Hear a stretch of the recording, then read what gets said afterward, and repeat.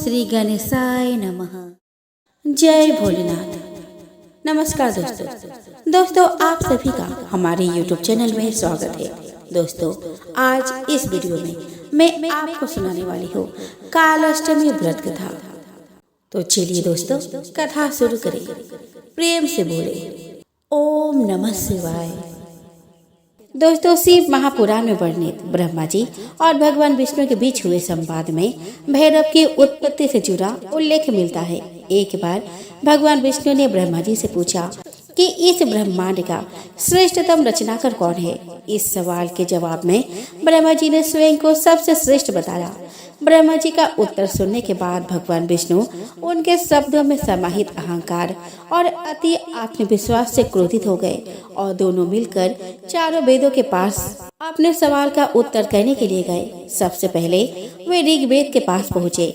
ऋग्वेद ने जब उनका जवाब सुना तो कहा कि शिव ही सबसे श्रेष्ठ है, वो सर्वशक्तिमान है और सभी जीव जंतु उन्हीं में समाहित है। जब यह सवाल यजुर्वेद के पास पूछा गया तो उन्होंने उत्तर दिया कि यज्ञ के द्वारा हम जिसे पूछते हैं वही सबसे श्रेष्ठ है और वो शिव के अलावा और कोई नहीं हो सकता। सामवेद ने उत्तर दिया कि विभिन्न साधक और योगी जिसकी आराधना करते हैं वही सबसे श्रेष्ठ है और जो इस पूरे विश्व को नियंत्रित करता है वो त्र्यंबकम यानी शिव है। अथर्ववेद ने कहा कि भक्ति मार्ग पर चलकर जिसे पाया जा सकता है, जो इंसानी जीवन को पाप मुक्त करता है, मनुष्य की सारी चिंताएं हरता है, वो शंकर ही सबसे श्रेष्ठ है। चारों वेदों की उत्तर सुनने के बाद भी भगवान विष्णु और ब्रह्मा जी का अहंकार शांत नहीं हुआ और वे उनके जवाबों पर जोर जोर से हंसने लगे। इतने में ही वह दिव्य प्रकाश के रूप में महादेव आ पहुँचे। शिव को देखकर ब्रह्मा का पांचवा सिर क्रोध की अग्नि में जलने लगा। उसी वक्त भगवान शिव ने अपने अवतार की रचना की और उसे काल नाम देकर कहा कि यह काल यानी मृत्यु का राजा है।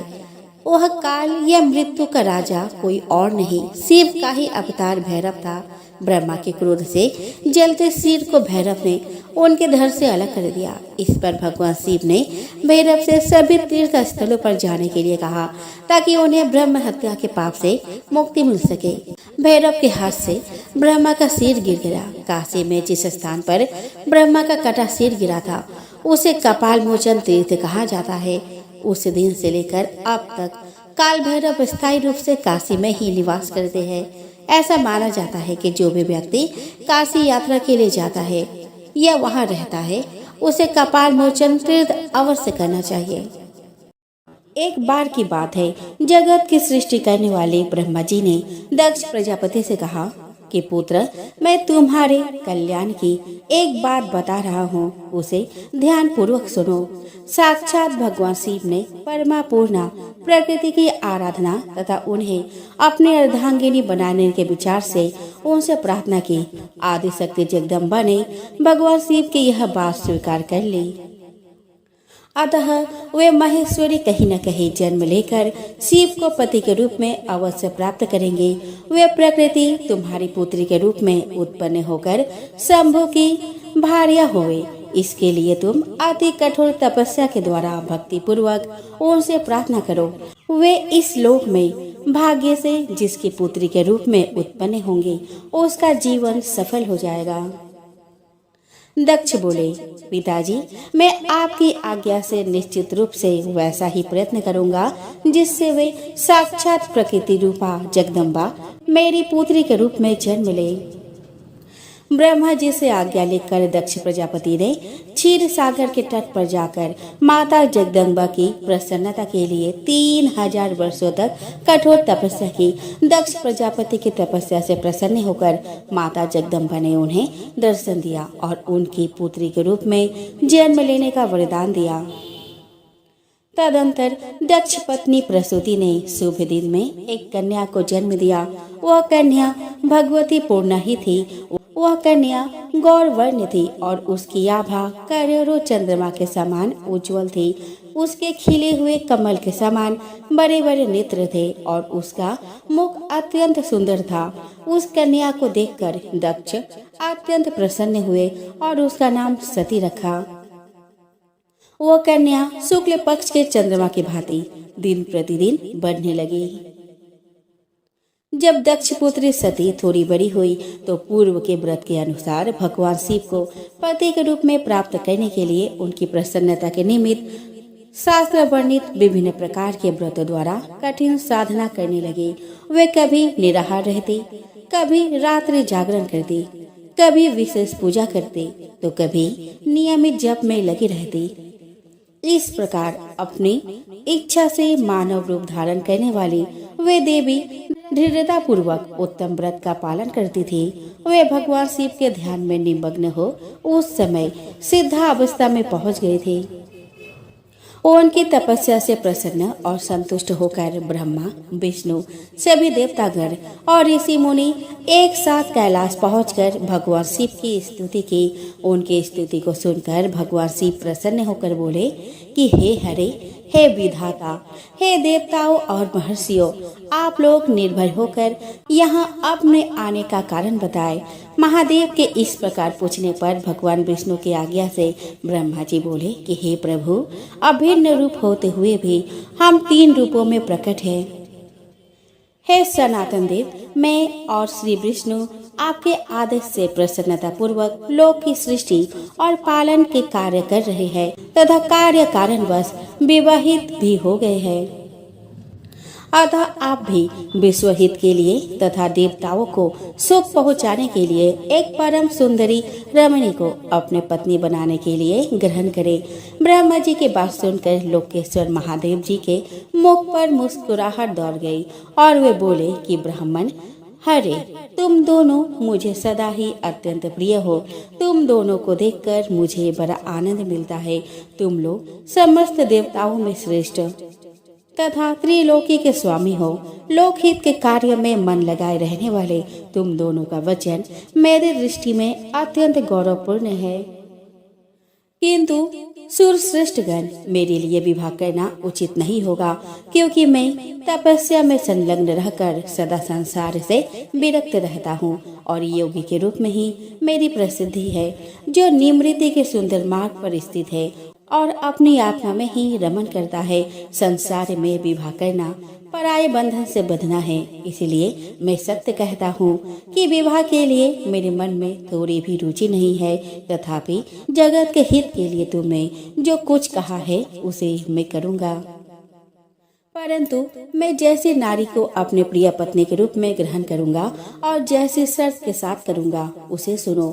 जो नारी मेरे तेज के विभाग पूर्वक ग्रहण कर सके, जो योगिनी तथा इच्छा अनुसार रूप धारण करने वाली हो, जब मैं योग में तत्पर रहूं तब उसे भी योगिनी बनकर रहना होगा। ब्राह्मण, जो मेरे ज्योति स्वरूप सदाशिव के चिंतन में विघ्न डालने वाली होगी, वो जीवित नहीं रह सकती। उसके चिंतन के लिए मैं बिना विवाह के भी रह लूंगा। ब्राह्मण, मेरी एक और शर्त है, उसे सुनो। यदि उस स्त्री का मुझ पर और मेरे वचन पर अविश्वास होगा तो मैं उसे त्याग दूंगा। उनकी यह बात सुनकर ब्राह्मण और श्री हरि ने मंद मुस्कान के साथ मन ही मन प्रसन्नता का अनुभव किया। फिर ब्रह्मा जी बोले कि हे महेश्वर, आपने जैसे नारी की खोज आरंभ की है, वैसे ही स्त्री के विषय में आपको बताता हूँ। आदि शक्ति जगदम्बा ने जगत का कार्य सिद्ध करने के लिए भिन्न भिन्न रूपों में प्रकट हुई है। प्रभु सरस्वती और लक्ष्मी ये दोनों रूप धारण करके वे पहले ही यहाँ आ चुकी है। इनमें लक्ष्मी तो श्री हरि विष्णु के प्राण वल्लभा हो गई है और सरस्वती मेरी, अब वे आदि शक्ति तीसरा रूप धारण करके प्रकट हुई है। प्रभु, लोकहित का कार्य करने की इच्छा वाली देवी शिवा दक्ष पुत्री के रूप में अवतीर्ण हुई है। उनका नाम सती है और वे सब प्रकार से आपके ही योग्य है। महातेजस्विनी सती आपको पति रूप में प्राप्त करने के लिए दृढ़ता पूर्वक कठोर व्रत का पालन करते हुए तपस्या कर रही है। महेश्वर, आप उन्हें वर देने के लिए जाइए और सती को उनकी तपस्या के अनुरूप वर देकर उनके साथ विवाह कीजिए। हे शंकर, भगवान विष्णु, मेरी तथा इन सभी देवताओं की यही इच्छा है। तब भक्त वत्सल्य भगवान शिव ने हंसकर कहा, बहुत अच्छा, ऐसा ही होगा। उनके ऐसा कहने पर सभी भगवान शिव से आज्ञा लेकर अपने अपने स्थान को लौट गए। उधर सती ने आश्विन मास के शुक्ल पक्ष की अष्टमी तिथि को उपवास करके भक्ति भाव से परमेश्वर शिव का पूजन किया। इस प्रकार नंदा व्रत पूर्ण होने पर नवमी तिथि को ध्यान मग्न हुई सती को भगवान शिव ने प्रत्यक्ष दर्शन दिए और उन्हें मनोवांछित वर प्रदान करके कैलाश लौट गए। इसके बाद भगवान शिव के स्मरण करने पर ब्रह्मा जी कैलाश पहुँचे और शिव जी की आज्ञा से विवाह का प्रस्ताव लेकर प्रजापति दक्ष के पास पहुँचे। प्रजापति दक्ष को इस विवाह का प्रस्ताव सुनकर अपार हर्ष हुआ और उन्होंने प्रसन्नता पूर्वक इस विवाह की स्वीकृति दे दी। तत्पश्चात वैवाहिक विधि से बड़े धूमधाम के साथ चैत्र मास के शुक्ल पक्ष की त्रयोदशी तिथि को भगवान शिव और देवी सती का विवाह हुआ। विवाह के बाद भगवान शिव प्रथम घरों और अपनी पत्नी सती के साथ कैलाश आ गए और वहां आनंदित होकर दक्ष कन्या सती के साथ विहार करने लगे। एक समय तीनों लोक में विचरने वाले भगवान रुद्र सती के साथ बैल पर आरूढ़ होकर भ्रमण कर रहे थे। घूमते घूमते वे दंडकारण्य में आए। वहां उन्होंने लक्ष्मण सहित श्री राम को देखा, जो रावण द्वारा छल से हरी गई अपनी प्यारी पत्नी सीता की खोज कर रहे थे। वे हा सीते ऐसा पुकारते हुए जहाँ तहाँ देखते और बारंबार रोते। उनके मन में विरह का आवेश छाया हुआ था और उनकी कांति फीकी पड़ गई थी। उस समय भगवान शंकर ने दूर से ही बड़ी प्रसन्नता के साथ उनको प्रणाम किया और दूसरी ओर चल दिए। भगवान शिव के मुंह में डालने वाली ऐसी लीला देखकर सती को बड़ा विस्मय हुआ। वे भगवान शिव से बोली कि हे नाथ, ब्रह्मा विष्णु आदि सब देवता सदा आपकी ही सेवा करते हैं। आप ही सबके द्वारा प्रणाम करने के योग्य है। वेदांत शास्त्र के द्वारा यत्न पूर्वक जानने योग्य निर्विकार परमेश्वर आप ही है। नाथ, ये दोनों पुरुष कौन है? ये दोनों धनुर्धर वीर वन में विचरते हुए बड़े दुखी और दिन प्रतीत होते हैं। इनमें जो बड़े हैं उनकी अंग कांति नील कमल के समान श्याम है। उसे देखकर आप किस कारण से आनंद विभोर हो उठे थे? प्रभु, स्वामी अपने सेवक को प्रणाम करे, यह उचित नहीं जान पड़ता। स्वामी, आप मेरे संशय का निवारण करें। परमेश्वरी सती ने जब भगवान शिव से इस प्रकार प्रश्न किया तब लीला विशारद शंकर जी ने हंसकर कहा, देवी सुनो, मैं तुमसे यथार्थ बात कहता हूँ। ये दोनों भाई वीरों द्वारा सम्मानित हैं। इनके नाम श्री राम और लक्ष्मण हैं। सूर्य वंश में प्रकट हुए ये दोनों राजा दशरथ के विद्वान पुत्र हैं। इनमें जो गोरे रंग के छोटे भाई है उनका नाम है लक्ष्मण। वो साक्षात शेष का अवतार है। इनके बड़े भैया का नाम श्री राम है। इनके रूप में भगवान विष्णु ही अपने संपूर्ण अंश से प्रकट हुए हैं। ये साधु पुरुषों की रक्षा के लिए इस पृथ्वी पर अवतीर्ण हुए हैं। ऐसा कहकर भगवान शिव चुप हो गए। भगवान शिव के बात सुनकर भी सती के मन को विश्वास नहीं हुआ। सती के मन में मेरी बात पर विश्वास नहीं है, यह जानकर लीला विशारद शंभु बोले कि देवी, मेरी बात सुनो। यदि तुम्हारे मन में मेरे कथन पर विश्वास नहीं है तो तुम वहां जाकर अपने ही बुद्धि से श्री राम की परीक्षा कर लो। तब तक मैं इस बरगद के नीचे खड़ा हूँ। भगवान शिव की आज्ञा से सती वहां गई और मन ही मन सोचने लगी कि मैं श्री राम की परीक्षा कैसे करूं।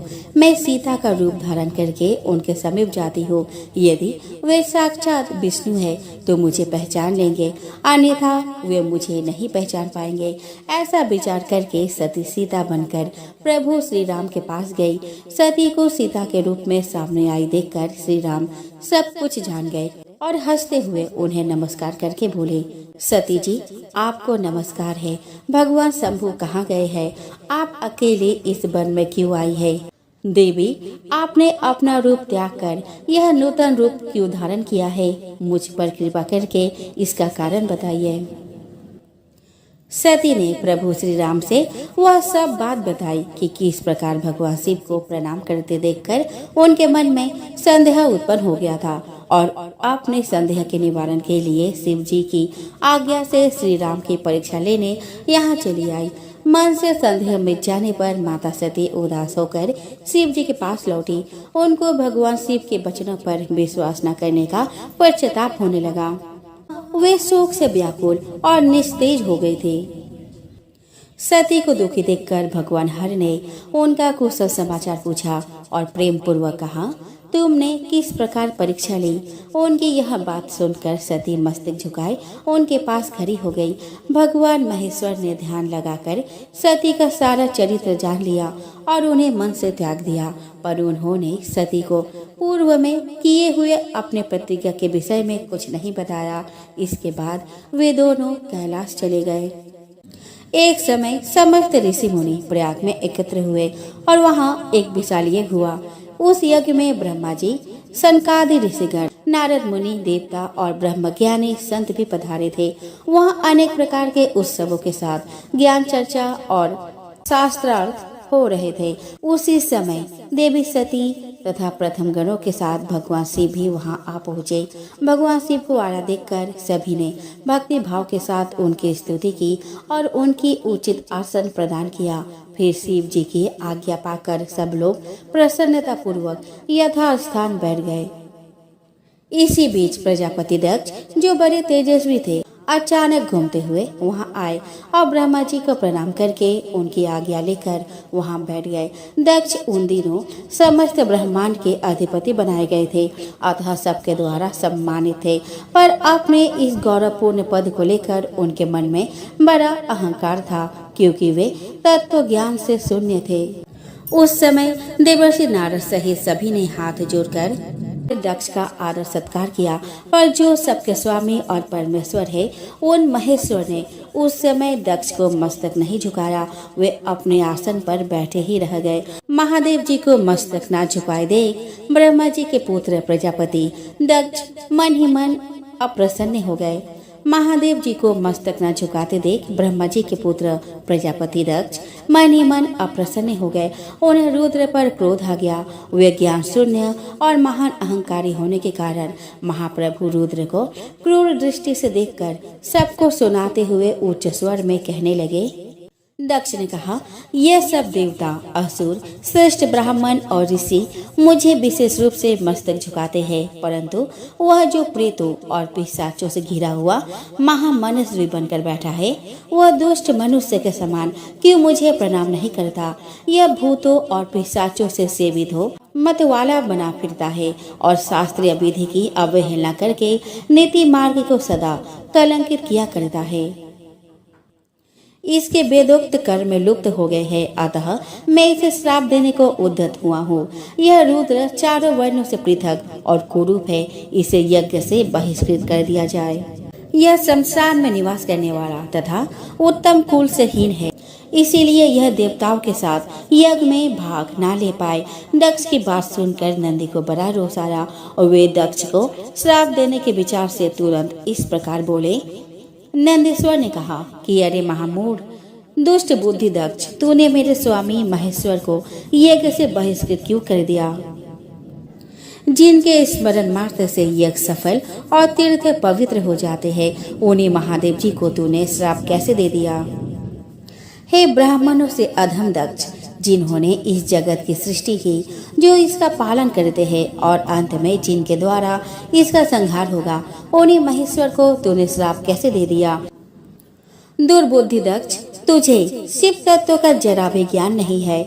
यहाँ जो भी भगवान रुद्र से विमुख तुझ जैसे दुष्ट ब्राह्मण विद्यमान है, उनको मैं रुद्र तेज के प्रभाव से ही श्राप दे रहा हूँ। तुझ जैसे ब्राह्मण कर्म फल के प्रशंसक वेदवाद में फंसकर वेद के तत्व ज्ञान से शून्य हो जाए।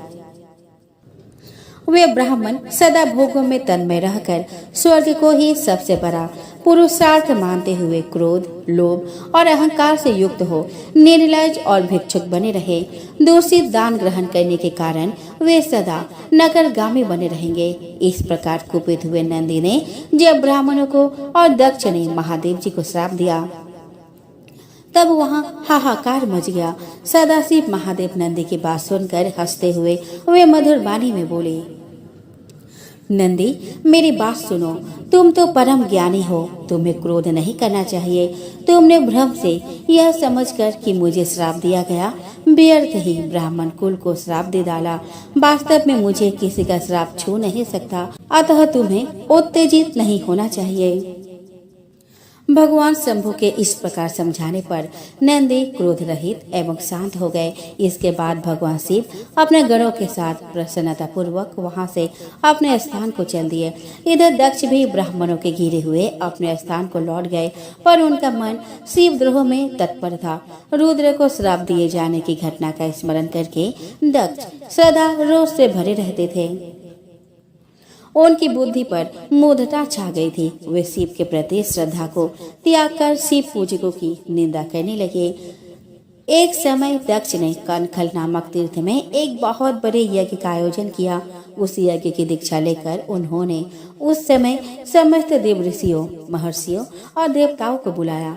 वे सभी उस यज्ञ में पधारे।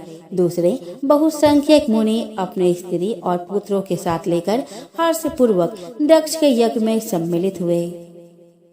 इनके अलावे लोकपालगण और सभी उपदेवता अपने सैन्य शक्ति के साथ वहां पधारे थे। दक्ष ने प्रार्थना करके ब्रह्मा जी को भी सत्यलोक से बुलवाया था।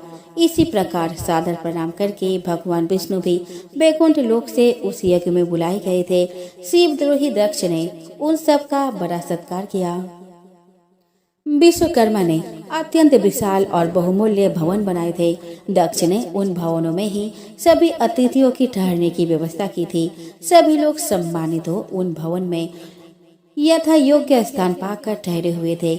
दक्ष ने उस यज्ञ में भृगु आदि ऋषियों को ऋत्विज बनाया था।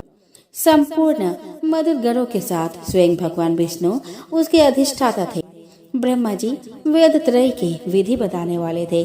सभी दिक्पाल अपने आयुधों के साथ यज्ञ के द्वारपाल बने थे। दक्ष ने अपने उस महायज्ञ में गंधर्व, विद्याधरों, सिद्धों, 12 आदित्य तथा नागलोक के नागों को भी आमंत्रित किया था। मंगलाचार करके जब दक्ष ने यज्ञ की दीक्षा ली, तब वे अपने पत्नी के साथ बड़ी शोभा पाने लगे। इतना सब करने पर भी दुरात्मा दक्ष ने उस यज्ञ में भगवान शंभु को आमंत्रित नहीं किया। सती प्रजापति दक्ष की प्रिय पुत्री थी, तो भी शिव की पत्नी होने के कारण दोषदर्शी दक्ष ने उन्हें अपने यज्ञ में नहीं बुलाया। जब देवर्षि गण बड़े उत्साह और हर्ष के साथ दक्ष के यज्ञ में जा रहे थे, उसी समय देवी सती अपने प्रिय सखियों के साथ कैलाश पर्वत पर बैठी हंसी ठिठोली कर रही थी। प्रसन्नता पूर्वक क्रीड़ा में लगी हुई देवी सती ने उस समय रोहिणी के साथ दक्ष यज्ञ में जाते हुए चंद्रमा को देखा। उन्हें आते देखकर माता सती अपने प्रिय सखी विजया से बोली, विजय जल्दी जाकर पूछ तो आ, ये चंद्रदेव रोहिणी के साथ कहाँ जा रहे हैं। सती के इस प्रकार आज्ञा देने पर विजया तुरंत उनके पास गई और उसने चंद्रदेव से शिष्टाचार के साथ पूछा कि चंद्रदेव आप कहाँ जा रहे हैं। विजया का प्रश्न सुनकर चंद्रदेव ने आदर पूर्वक अपनी यात्रा का उद्देश्य बताया। दक्ष के यहाँ होने वाले यज्ञ का सारा वृतांत कहा। यह सब सुनकर विजया देवी सती के पास आई और चंद्रमा ने जो कुछ कहा था वह सब सती को बताया। उसे सुनकर सती देवी को बड़ा विस्मय हुआ। अपने यहाँ सूचना न मिलने का क्या कारण है, ये बहुत सोचने विचारने पर भी उनकी समझ में नहीं आया। तब उन्होंने पार्षदों से घिरे हुए अपने स्वामी भगवान शिव के पास जाकर उनसे पूछा। सती बोली कि प्रभु, मैंने सुना है कि मेरे पिताजी के यहाँ कोई बहुत बड़ा यज्ञ हो रहा है, उसमें बहुत बड़ा उत्सव होगा। नाथ, पिताजी के उस महान यज्ञ में चलने की रुचि आपको क्यों नहीं हो रही है। इस विषय में जो बात हो वह सब बताइए। आप मेरी प्रार्थना मानकर प्रयत्न करके मेरे साथ पिताजी के यज्ञशाला में आज ही चलिए। सती की बात सुनकर भगवान शिव मधुर वाणी में बोले, देवी, तुम्हारे पिता दक्ष मेरे विशेष द्रोही हो गए हैं। जो लोग बिना बुलाए दूसरे के घर में जाते हैं वे वहाँ अनादर पाते हैं, जो मृत्यु से भी अधिक कष्टदायक है। अतः प्रिय, तुमको और मुझको तो विशेष रूप से दक्ष के यज्ञ में नहीं जाना चाहिए। शंकर जी के ऐसा कहने पर सती रोषपूर्वक बोली कि शंभु, आप सबके ईश्वर हैं, जिनके जाने से यज्ञ सफल होता है, उन्हीं को मेरे दुष्ट पिता ने आमंत्रित नहीं किया। प्रभु, मेरे पिता ने किस कारण आपको नहीं बुलाया, वह सब मैं जानना चाहती हूँ। अतः मैं आज ही पिता के यज्ञ में जाती हूँ। नाथ, आप मुझे वहाँ जाने की आज्ञा दीजिए। देवी सती के ऐसा कहने पर सर्व के भगवान रुद्र ने कहा, उत्तम व्रत का पालन करने वाली देवी, यदि वहां जाने की तुम्हारी इच्छा है तो मेरी आज्ञा से तुम शीघ्र अपने पिता के यज्ञ में जाओ। तुम सुसज्जित नंदी वृषभ पर आरूढ़ होकर मेरे प्रथम गरुड़ को साथ लेकर एक महारानी के समान वहां जाओ। भगवान रुद्र के इस प्रकार आदेश देने पर सुंदर आभूषणों से अलंकृत सती देवी सब साधनों से युक्त हो असंख्य शिव गणों के साथ नंदी पर आरूढ़ होकर पिताजी के घर की ओर चली। दक्ष कन्या सती उस स्थान पर गई जहां वह महान यज्ञ हो रहा था। सती ने वहां अपने पिता के भवन को अनेक प्रकार की आश्चर्यजनक वस्तुओं से संपन्न, उत्तम प्रभा से परिपूर्ण, मनोहर तथा देवताओं और मुनियों के समुदायों से भरा हुआ देखा। देवी सती भवन के द्वार पर जाकर खड़ी हुई और अपने वाहन नंदी से उतरकर अकेले ही शीघ्रतापूर्वक यज्ञशाला के भीतर चली गई। सती को आई देख उनके माता और बहनों ने यथोचित आदर सत्कार किया, पर दक्ष ने उन्हें देखकर भी उनका आदर नहीं किया और दक्ष के भय से दूसरे लोग भी उनके प्रति आदर का भाव न दिखा सके। पिता सहित सब लोगों के द्वारा तिरस्कार प्राप्त होने से सती को बहुत दुख हुआ, तो भी उन्होंने अपने माता पिता के चरणों में मस्तक झुकाया। उस यज्ञ में सती ने विष्णु आदि देवताओं के भाग देखे, परंतु शंभु का भाग उन्हें नहीं दिखाई दिया। तब सती ने भारी क्रोध प्रकट किया।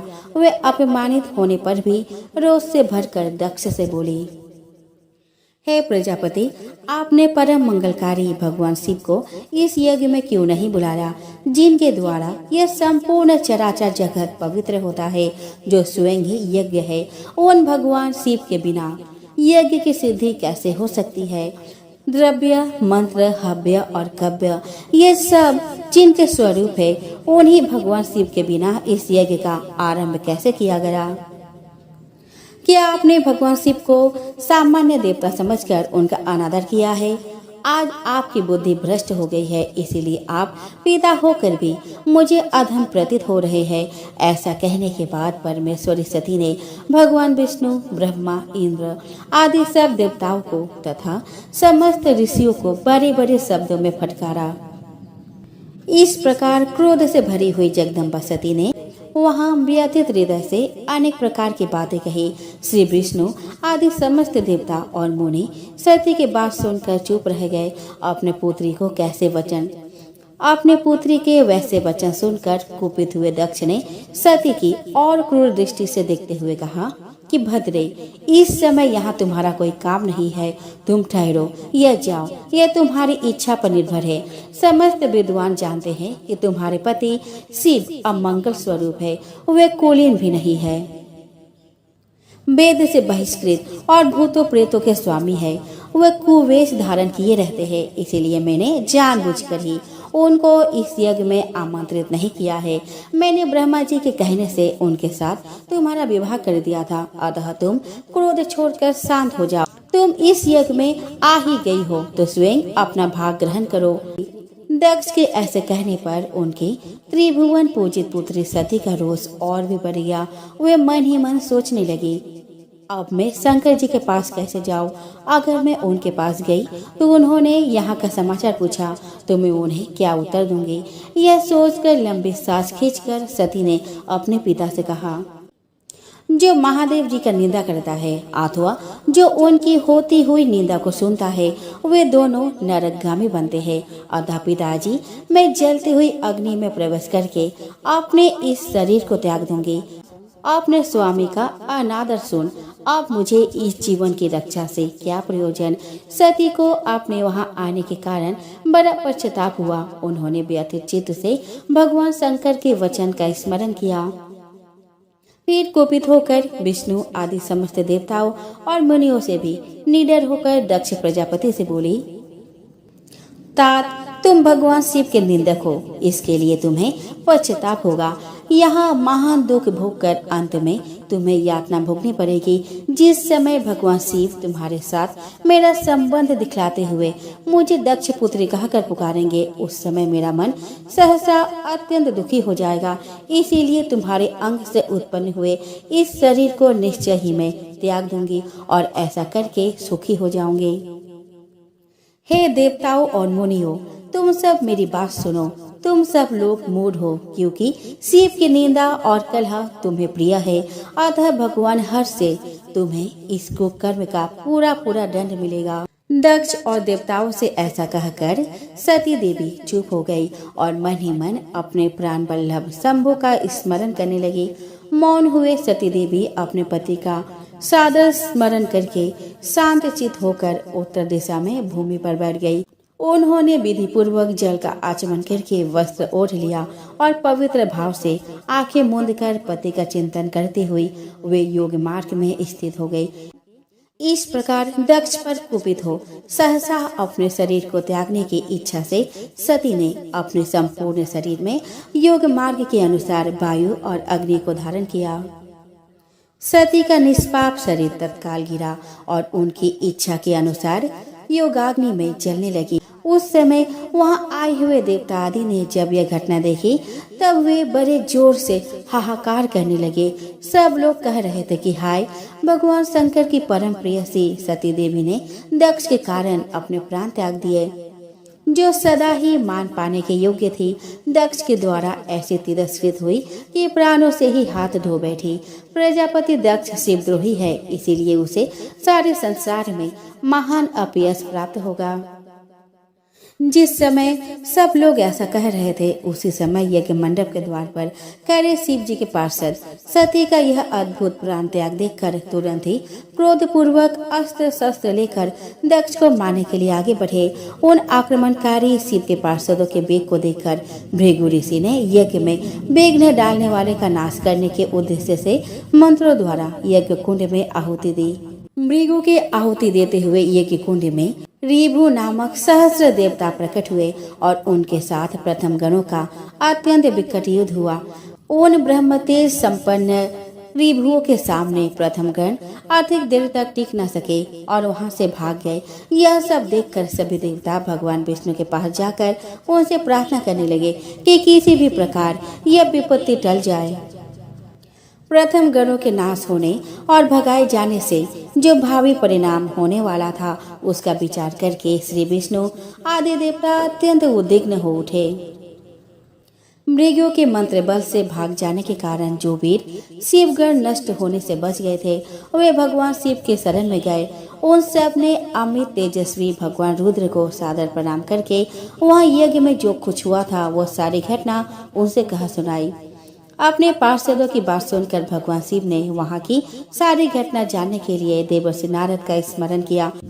भगवान शिव के स्मरण करते ही नारद मुनि वहां आ पहुँचे और शिव जी को प्रणाम करके खड़े हो गए। इसके बाद भगवान शिव के पूछने पर देवर्षि नारद ने उनको दक्ष यज्ञ की सारी घटना सुना दी कि किस प्रकार दक्ष के अपमानजनक शब्दों से आहत होकर देवी सती ने योगाग्नि में जलकर अपने प्राणों का अंत कर लिया। नारद मुनि की पूरी बात सुनकर महान पराक्रम से संपन्न भगवान चंद्र ने उस समय भारी क्रोध प्रकट नारद मुनि की पूरी बात सुनकर महान पराक्रम से संपन्न भगवान रुद्र ने उस समय भारी क्रोध प्रकट किया। लोक संहारक रुद्र ने अपने सिर से एक जटा उखाड़ी और उसे रोषपूर्वक एक चट्टान पर पटका। भगवान शंकर के पटकने से उस जटा के दो टुकड़े हो गए और प्रलय के समान बड़ा भयंकर शब्द प्रकट हुए। उस जटा के एक भाग से महाबली वीरभद्र प्रकट हुए, जो समस्त शिवगणों के नायक है, और दूसरे भाग से महाकाली उत्पन्न हुई। उन दोनों का रूप बहुत भयंकर और विकराल था। ऐसा लगता था कि युद्ध में वे दोनों मिलकर काल को भी परास्त कर देंगे।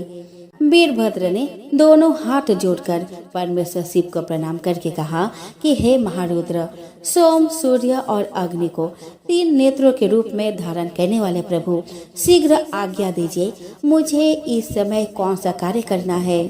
ईशान, क्या मुझे आधे ही क्षण में सारे समुद्र को सुखा देना है, या इतने ही समय में संपूर्ण पर्वत को पीस डालना है। हर मैं एक ही क्षण में ब्रह्मांड को भस्म कर डालूं या समस्त देवताओं और मनुष्यरों को जलाकर राख कर दो। हे महेश्वर, आपकी कृपा से ऐसा कोई कार्य नहीं है जिसे मैं ना कर सकूं। महादेव, मैं आपको बारंबार प्रणाम करता हूँ। हे हर, अपने अभीष्ट कार्य की सिद्धि के लिए मुझे शीघ्र भेजिए। मेरे दाहिने अंग भड़क रहे हैं जो मेरी विजय का सूचक है। वीरभद्र की बात सुनकर भगवान शिव बहुत संतुष्ट हुए और बोले, मेरे पार्षदों में श्रेष्ठ वीरभद्र, ब्रह्मा जी का पुत्र दक्ष बड़ा दुष्ट है। उस मूर्ख को बड़ा घमंड हो गया है, अतः इन दिनों वह मेरे विशेष रूप से विरोध करने लगा है। दक्ष इस समय एक यज्ञ कर रहा है। तुम वहां जाकर बंधु बांधव सहित दक्ष को मार डालो और यज्ञ को नष्ट कर दो। यदि देवता, गंधर्व, यक्ष अथवा अन्य कोई भी तुम्हारा सामना करने के लिए आए तो उसे भी भस्म कर डालना और उसके बाद शीघ्र मेरे स्थान पर लौट आना। काल के भी शत्रु तथा सबके ईश्वर भगवान रुद्र रोष से लाल आंखें किए वीरभद्र से ऐसा कहकर चुप हो गए। तब वीरभद्र भगवान शिव को प्रणाम करके वहां से दक्ष के यज्ञ मंडप की ओर चले। उनके साथ असंख्य तेजस्वी शिवगणों की सेना थी। वे सब वीरभद्र को आगे करके दक्ष के यज्ञ मंडप में पहुंचे। उस समय देवताओं के साथ शिवगणों का घोर युद्ध आरंभ हो गया। उसमें सारे देवता पराजित हुए और इधर उधर भागने लगे। दक्ष यज्ञ की रक्षा का भाग लेने के कारण न चाहते हुए भी भगवान विष्णु को वीरभद्र के साथ युद्ध करना पड़ा। वीरभद्र के समक्ष भगवान विष्णु के समस्त अस्त्र शस्त्रों के साथ सुदर्शन चक्र भी निस्तेज हो गया। तब भगवान विष्णु वहां से अंतर्ध्यान हो गए। भगवान विष्णु को वहां से जाते देख ब्रह्मा जी, ऋषि मुनि, देवतागण और लोकपाल आदि भी वहां से अपने लोकों को प्रस्थान कर गए। ब्रह्मा जी के पुत्र दक्ष भयभीत होकर छिप गए थे। तब वीरभद्र ने उनका पता लगाकर उन्हें बलपूर्वक पकड़ लाए और उनका सिर काटकर अग्निकुंड में डाल दिया। वीरभद्र दक्ष और उनके यज्ञ का विध्वंस करके तुरंत ही वहां से कैलाश पर्वत चले गए। वीरभद्र दक्ष और उनके यज्ञ का विध्वंस करके तुरंत ही वहां से कैलाश पर्वत चले गए। वीरभद्र को कार्य पूरा करके आया देख परमेश्वर शिव बहुत संतुष्ट हुए और उन्होंने वीरभद्र को शिवगणों का अध्यक्ष बना दिया। भगवान रुद्र के गणों ने जिनके अंग भंग कर दिए थे वे समस्त देवता और मुनि ब्रह्मा जी के पास पहुँचे। उन सब ने ब्रह्मा जी से अपनी व्यथा कही। तब पुत्र शोक से व्याकुल ब्रह्मा जी उन सब को लेकर भगवान विष्णु की शरण में गए। वहां जाकर ब्रह्मा जी ने विष्णु भगवान की स्तुति करके कहा कि देव, जिस तरह भी यज्ञ पूर्ण हो, यजमान दक्ष जीवित हो जाए और समस्त देवता और मुनि सुखी हो जाए, वह उपाय कीजिए। हम सब आपके शरण में आए हैं। ब्रह्मा जी का बात सुनकर श्री विष्णु बोले कि हे विधाता, समस्त देवता और मुनि परमेश्वर शिव के अपराधी है, क्योंकि इन्होंने भगवान शंभु को यज्ञ का भाग नहीं दिया। अब तुम सब लोग शुद्ध हृदय से शीघ्र ही प्रसन्न होने वाले उस भगवान शिव के शरण में जाओ और उनसे अपने अपराधों के लिए क्षमा प्रार्थना करो। ब्राह्मण, मैं स्वयं भी आप सब लोगों के साथ शिव के निवास स्थान पर चलूंगा और उनसे क्षमा मांगूंगा। सब लोगों को साथ लेकर भगवान विष्णु कैलाश गए। वहां जाकर भगवान शिव का दर्शन करके विष्णु आदि सभी देवताओं और मुनियों ने हाथ जोड़कर और मस्तक झुकाकर शिव जी के चरणों में प्रणाम किया और उनके सब प्रकार से स्तुति की। ब्रह्मा, विष्णु और सभी देवताओं के प्रार्थना करने पर भगवान शिव प्रसन्न हो गए और सबको क्षमा कर दिए। भगवान विष्णु के कहने पर शंकर जी सबके साथ दक्ष के यज्ञशाला में पधारे। वह भगवान शिव की आज्ञा से दक्ष के धड़ के साथ यज्ञ पशु बकरे का सिर जोड़ दिया गया और भगवान शिव ने दक्ष को फिर से जीवित कर दिया। इसके बाद भगवान शिव के आज्ञा से दक्ष ने सबके सहयोग से अपने यज्ञ को पूरा किया। यज्ञ के संपूर्ण होने पर सती के वियोग से दुखी शिव साधारण मनुष्य के समान बार बार रुदन करने लगे। यज्ञशाला में प्रवेश करके उन्होंने सती के दीप्यमान शरीर को देखा। वह शरीर भूमि पर पड़ा हुआ ऐसा प्रतीत हो रहा था जैसे सती नींद में सोई हुई हो। भगवान शिव ने सती के शरीर को गोद में उठा लिया और शोक से व्याकुल होकर विलाप करते हुए पृथ्वी पर घूमते हुए तांडव नृत्य करने लगे।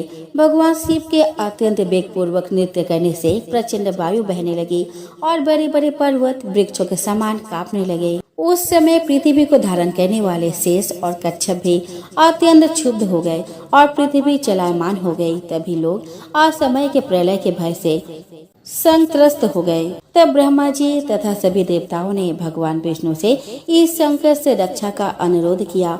उनसे प्रार्थना की कि किसी भी प्रकार से भगवान शिव को शांत करे। उनके अनुरोध पर जगत का पालन करने वाले पराक्रमी भगवान विष्णु ने सुदर्शन चक्र से देवी सती के शरीर के टुकड़े करके पृथ्वी पर गिरा दिए। नाचते हुए शिव जब धरती पर पैर पटकते थे, उसी समय भगवान विष्णु चक्र चलाकर सती का शरीर काट देते थे।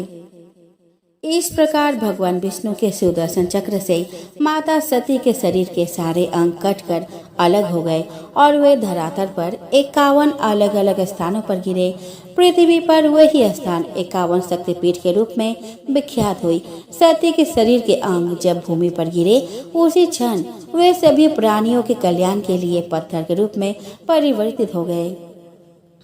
भगवान विष्णु के द्वारा माता सती के शरीर के टुकड़े करने पर भगवान शिव ने स्वयं को भार रहित अनुभव किया और धैर्य धारण किया। तब नारद मुनि के प्रार्थना करने पर भगवान शिव शांत चित होकर योग रूढ़ हो गए।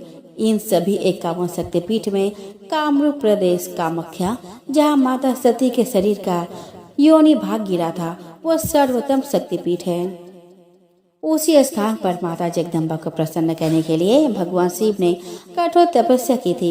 उनको फिर से पत्नी रूप में प्राप्त करने का आग्रह किया था। भगवान शिव की तपस्या से प्रसन्न होकर माता सती ने शिव जी को अपने अष्टभुजा रूप में दर्शन दिया और उन्हें हिमालय की पुत्री पार्वती होकर जन्म लेने और फिर उनकी अर्धांगिनी बनने का वचन दिया। चलिए दोस्तों, अब हम श्रवण करें मंगलवार व्रत कथा। दोस्तों, प्राचीन समय की बात है। किसी नगर में एक ब्राह्मण दंपति रहते थे। उनके कोई संतान न होने के कारण वह बेहद दुखी थे। हर मंगलवार को ब्राह्मण वन में हनुमान जी की पूजा करने जाता था। वह पूजा करके बजरंग बली से एक पुत्र की कामना करता था। उसकी पत्नी भी पुत्र की प्राप्ति के लिए मंगलवार का व्रत करती थी। वह मंगलवार के दिन व्रत के अंत में हनुमान जी को भोग लगाकर ही भोजन करती थी। एक दिन व्रत के दिन ब्राह्मणी ने भोजन नहीं बना पाया और न ही हनुमान जी को भोग लगा सकी। तब उसने प्रण किया कि वह अगले मंगलवार को हनुमान जी को भोग लगाकर ही भोजन करेंगे। वह भूखे प्यासे 6 दिन तक पड़ी रही। मंगलवार के दिन वह बेहोश हो गई। हनुमान जी उसकी श्रद्धा और भक्ति देखकर प्रसन्न हुए। उन्होंने आशीर्वाद स्वरूप ब्राह्मणी को एक पुत्र दिया और कहा कि यह तुम्हारी बहुत सेवा करेगा। बालक को पाकर ब्राह्मणी बहुत खुश हुई। उसने बालक का नाम मंगल रखा। कुछ समय उपरांत जब ब्राह्मण घर आया तो बालक को देखकर पूछा कि यह कौन है। पत्नी बोली कि मंगलवार व्रत से प्रसन्न होकर हनुमान जी ने उसे यह बालक दिया है। यह सुनकर ब्राह्मण को अपने पत्नी के बात पर विश्वास नहीं हुआ। एक दिन मौका पाकर ब्राह्मण ने बालक को कुएं में गिरा दिया। घर पर लौटने पर ब्राह्मणी ने पूछा कि मंगल कहाँ है। तभी पीछे से मंगल मुस्कुरा कर आ गया। उसे वापस देखकर ब्राह्मण चौंक गया। उसी रात को बजरंग बली ने ब्राह्मण को सपने में दर्शन दिए और बताया कि यह पुत्र उन्होंने ही उसे दिया है। सच जानकर ब्राह्मण बहुत खुश हुआ, जिसके बाद से ब्राह्मण दंपति नियमित रूप से मंगलवार का व्रत रखने लगे। मंगलवार का व्रत रखने वाले मनुष्य पर हनुमान जी की अपार कृपा होती है। तो प्रेम से बोलो हनुमान जी की जय हो।